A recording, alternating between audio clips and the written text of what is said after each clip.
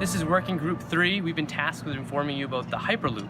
And this came to be in July of 2012 when Elon Musk kind of proposed and introduced the idea. And in this presentation, we're going to be going over some of the pros and cons the Hyperloop presents to society and some of the financial benefits, some of the difficulties it might take in implementing this into our society, and then some of the predecessors that has led us to this and the future for the Hyperloop. So we're just going to kind of start it off.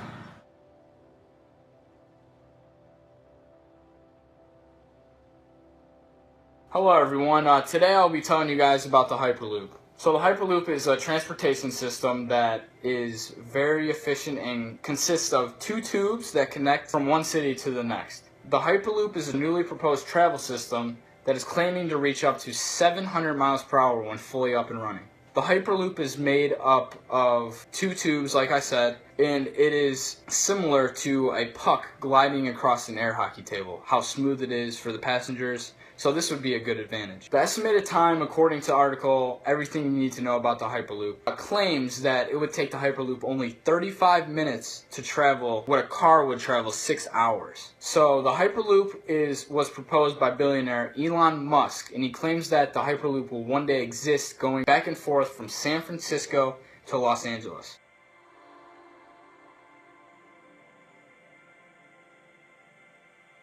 Hi, so I'm going to tell you about the idea of the Hyperloop. The idea of the Hyperloop came about from the frustration of a man named Elon Musk. Musk was frustrated with waiting the time he spent traveling. He would travel and spend about 4 to 5 hours a week just in traffic or waiting in an airport, and he decided enough was enough and he was going to invent a new technology that would not require him to wait, that would allow for more efficient travel, which means more time to work, which means getting things done in a more efficient manner.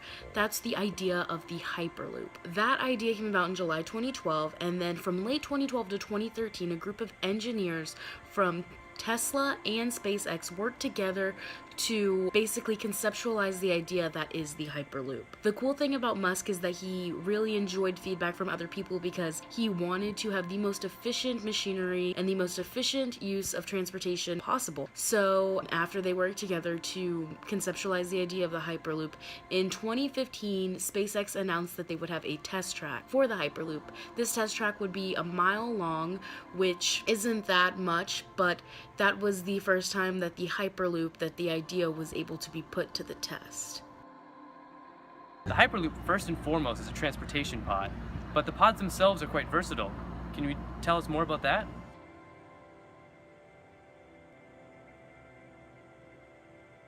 So by now you're probably wondering, how does Hyperloop work? Well, first and foremost, a Hyperloop is a pod that can transport both people and transport various cargo in a controlled environment. The environment is tube-shaped. This is to best cut down on resistance that uses aerodynamics and airflow. It is tube-shaped because it is the most effective way to reduce air pressure and cut down resistance using aerodynamics. The pods have a fan mounted on the front. This is to help better push the remaining air to the side, creating a smooth passage through. The pod uses air bearings that are little pockets of air that sits on the bottom of the pod to help lift it off the ground. The pod uses these air bearings instead of wheels. This is to help better cut down on friction. The pod is propelled using an electric motor and a metal rod that sits in between the magnetic components inside the tube.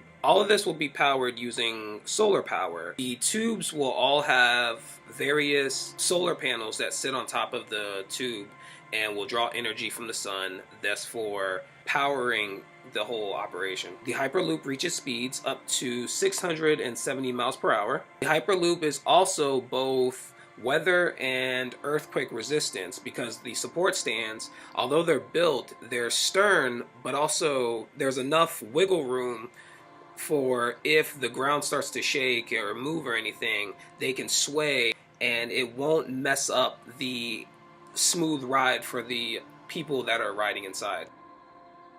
Now, Hyperloop differs from some of its predecessors, but the Hyperloop idea didn't come to be just overnight. What were some of the predecessors that led us to this point?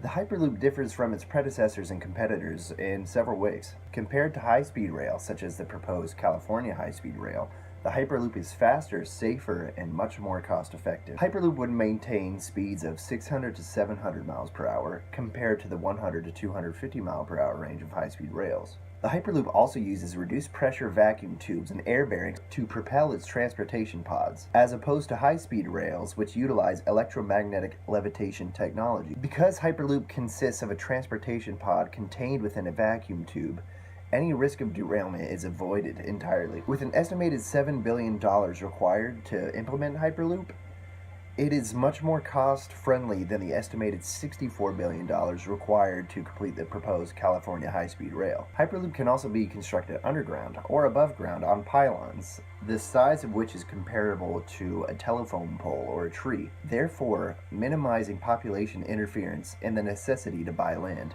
By using the pylon system, Hyperloop can mitigate the risk of earthquakes and the need for expansion joints to counteract land shifting, both of which are disadvantages inherent to high-speed rails.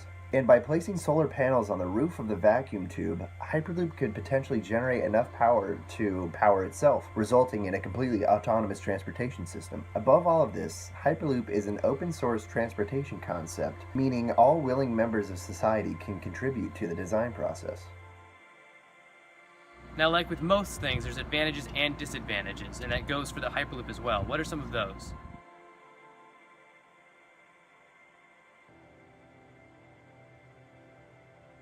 So one advantage would be the price of the ticket.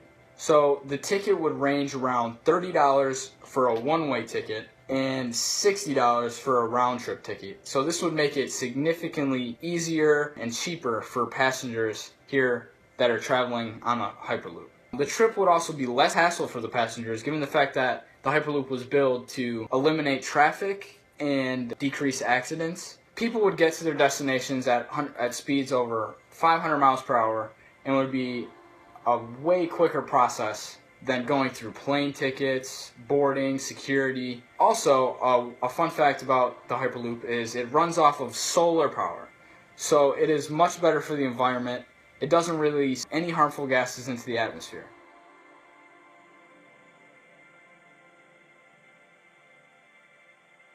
The disadvantages of the Hyperloop, though, is the cost to create and install them across the country. The time to build one Hyperloop would take years because of the structure and how much money would be put into it. Another disadvantage would be the small spaces that the passengers sit in. They're very tight together, and if you do not like spaces that are uncomfortable, such as like even smaller than an elevator, then this would probably not be for you. Also, building the structure would eliminate views that are extraordinary, such as the New York Bridge, for example. If they build a Hyperloop around there, it would eliminate the view for tourists. Going from Miami to Orlando, they're planning to build a Hyperloop. For tourists, that would kind of look ugly. Overall, the Hyperloop is could be an advantage and also a disadvantage.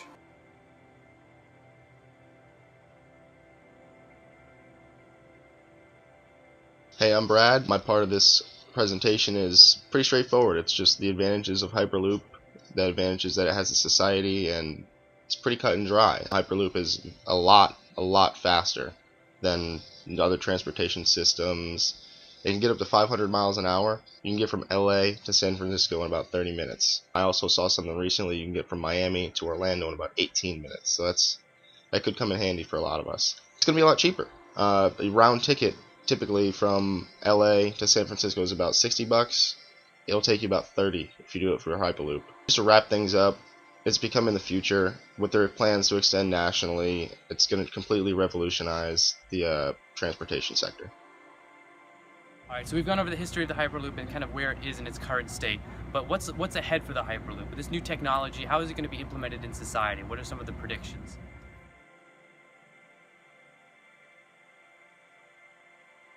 The future of this technology, first and foremost, it will cut down on a lot of commute times for people that don't necessarily live in this city, but they often need to travel there because of a job or maybe a day out or day vacation, also shipping options. Companies like Amazon and eBay will also be able to cut down on their shipping cost and times, because it would take less time for them to ship it using the Hyperloop than it would to have either a driver or a pilot fly or drive something somewhere. The cost effectiveness of the Hyperloop is very high. People will no longer have to fill up their gas tanks as often, given that they now have the Hyperloop. Hyperloop is a very exciting, newly proposed technology. Elon Musk's idea not only grants people a more desirable travel experience, but it also helps save our environment as well. As of now, it seems the Hyperloop would only benefit both man and nature. Again though, to implement this new mode of transportation won't be easy. Unlike the Hyperloop, the process for installing it doesn't occur at lightning speed. It will take many years for this new technology to become properly integrated into our society. But we'd essentially be laying down a new highway system across the US, so not a task that can be completed in an afternoon. However, that being said, it's still something to look forward to with high anticipation. Modern transportation has a hopeful and expedient future ahead.